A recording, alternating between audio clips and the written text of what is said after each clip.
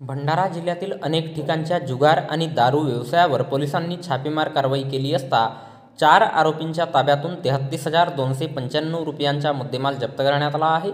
या प्रकरणी सदर आरोपींवर भंडारा जिल्ह्याच्या संबंधित पोलीस स्टेशनमध्ये गुन्हा दाखल करण्यात आला आहे। पोलीस अधीक्षक नुरुल हसन यांनी भंडारा जिल्ह्यातील सर्व अवैध धंदे समूळ नष्ट करण्याबाबत सर्व पोलीस स्टेशन स्तरावर आदेशित करून ठेवले आहे।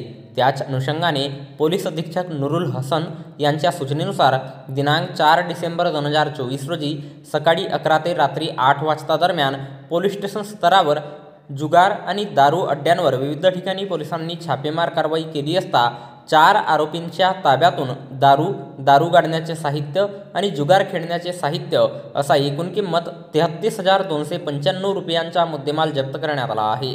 या प्रकरणी सदर आरोपींवर भंडारा, आंधळगाव, साकोली आणि लाखनी या पोलीस स्टेशनमध्ये गुन्हा दाखल करण्यात आला आहे।